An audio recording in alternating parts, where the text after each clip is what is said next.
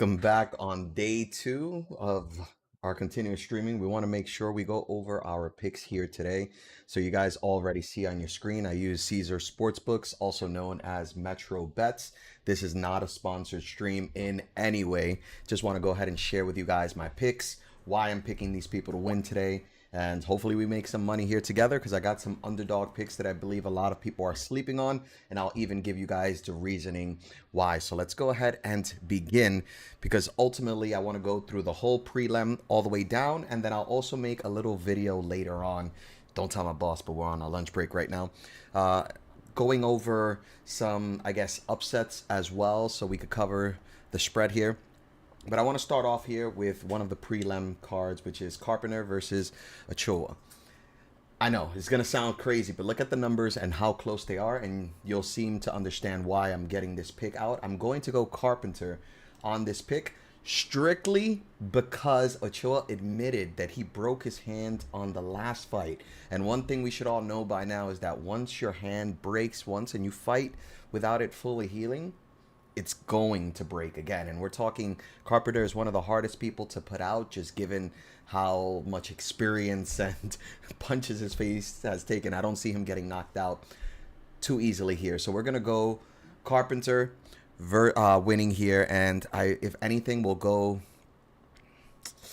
I don't know, submission. I don't think so. Let's just go money line here on all these picks. I'm not going to go further and deciding how they're going to win. We'll leave that for another video, hopefully by tonight. But for the next one, we're going to go, and don't you dare laugh at me for pronouncing these names wrong, but Susurkayev is who we're going to go with. He's the heavy favorite here. Ultimately, it should be one of the locks. It's not going to be one of our locks, but it's one of the locks of the night. I don't see any reason why he should be losing here to Santos, but I'll even go further. Santos with those glasses, if you had any hopes of winning, those were thrown out of the window once you came to the weigh-in with those glasses. So maybe biased, maybe factual, but we're going here with that pick. And moving over to the Sabatini fights. So it's Sabatini versus Gomez. And here, easy. I think that Sabatini is good, but we're going to go Gomez on this fight. He is one of those potential underdogs, and we want to go ahead and increase our value. So you got to understand that Gomez is a great striker who always is moving forward, so he's not going to give Sabatini a lot of room here to go ahead and decide. We also have to take in consideration that at least here with body locks and everything, this is a fight that is almost guaranteedly going to be going to decision. So here we'll keep this as Gomez with one of the underdog picks here and continue moving forward. So moving over to our next fight, Kopylov versus Tulio. I don't know, man. This one is one of those that is a tough one, but given Kopylov's last fight and his loss, I'm going to root against him here, and I'm going Marco Tulio for this one. Plus, he's the favorite, so it just gives us a little bit more motivation to move towards him. Now, this is where things get interesting because Jim Miller versus Jared Gordon. We're talking experience versus experience as well. Jared Gordon is pretty old now. I don't know. I say that Jared Gordon has the better skills, and I'm going to put myself out on the limb here and even say New York boy. I'm a New York boy. We have to go Jared here. Jim Miller has been upsetting a lot of parlays. Don't get me wrong. He may be one of the people you want to go ahead and choose to be one of the upsets of the night. But I'm going to be biased here. I'm going to choose the New York boy. And we're going to go with Gordon here for this fight. So let's go ahead and continue moving forward here.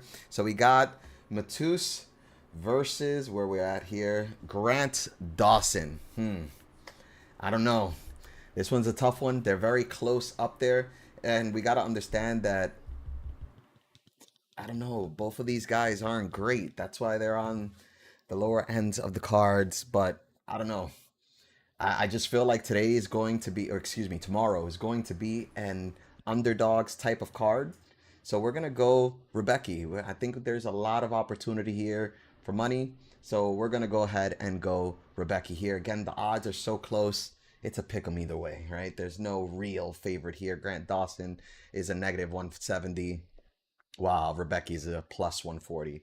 I mean, this is margins of difference. So let's go ahead and go Rebecca here. Again, if you guys go Dawson, it's not a bad pick, but we'll continue moving on. So Joel Alvarez versus Yaroslav Amasov. Let's say think here I pronounced that correctly. But I believe that Joel Alvarez has a lot of movement going for him, which he is definitely a good, strong contending pick here for it. But I'm going to lean towards here Amasov. He is the favorite, and I do believe he does have potential to win. Raz, thank you for stopping by.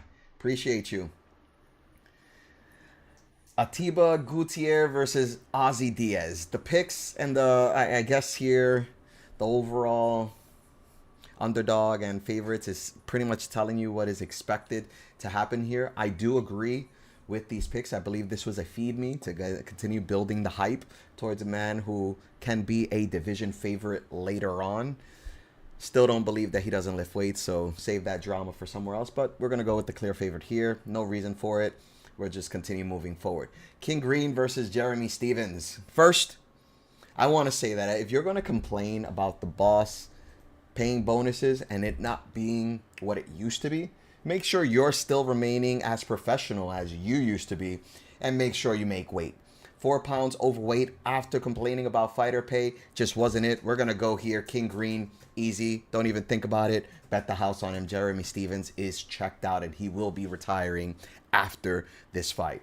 No information. This is not insider knowledge. This is just a educated guess by me, but bet the house on that Jeremy Stevens retires after today.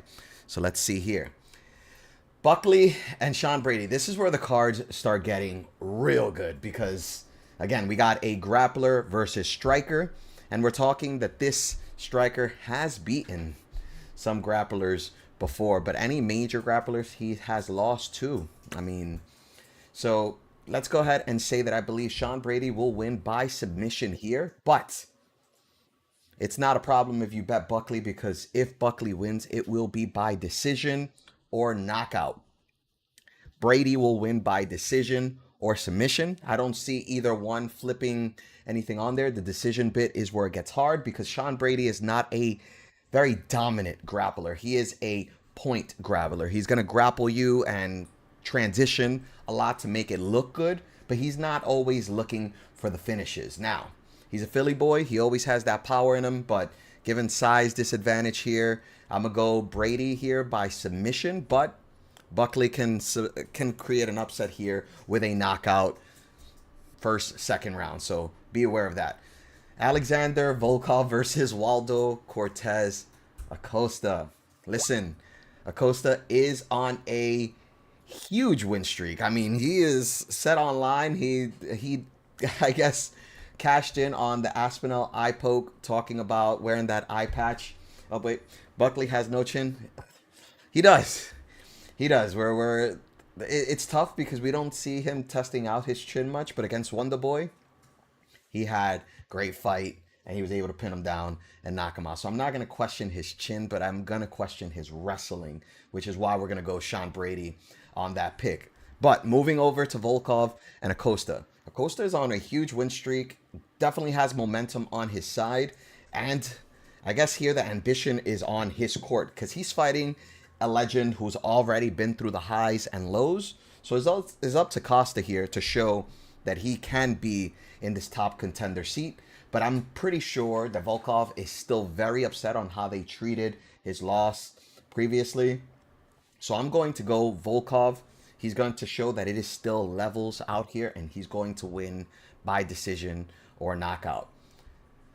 Man, it doesn't get any easier. We think that these fights get easier as we go down, but it's not. It's very tough here. But Van versus Taira. Listen, we all know the Japanese title run record is 0-7 with one draw. But I say Taira breaks that curse here today.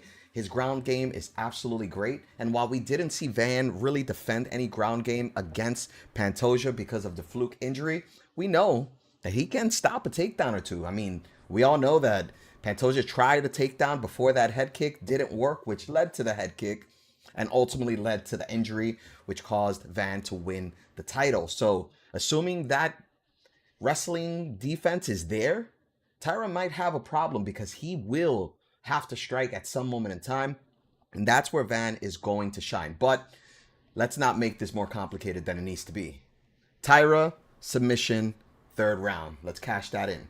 And for the final fight, boy, it doesn't get any tougher than this one overall. We got Chimaev, who's a monster, but is a monster that doesn't really want to be in this weight class. It is extremely tough for him to make it. And we can have an argument here back and forth on whether he made weight here today.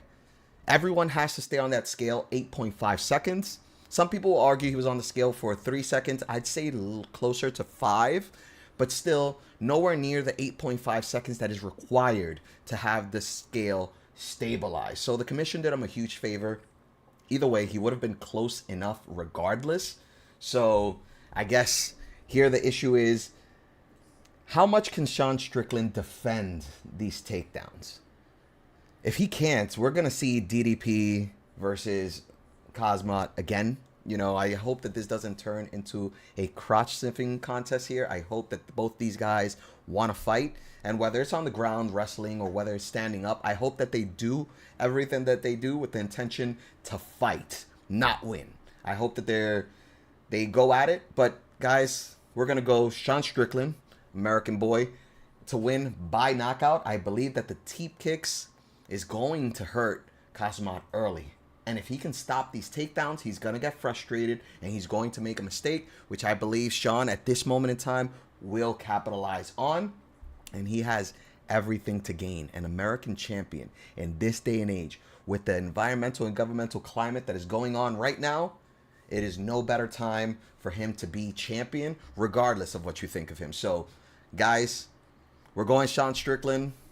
Easy. Let's go ahead. And, guys, you don't even have to bet too much with my picks. Something like 25 cents will go ahead and grant you a win of $468 with 15 cents. And it's not even that crazy. We're going with a lot of favorites, very few underdogs. Guys, this is a no-brainer. But we're not going to do 25 cents. We're going to do 50, double that. Keep everything low. More chances to go ahead and do fill-up bets as well, to go ahead and cover any upsets. But those are my picks. That's who we got. Are you guys riding with me or not? Let me know in the comments below. And either way, just keep in mind that we'll be doing some upset picks later on as well. Our boss is calling, so I'll catch you next time. Peace.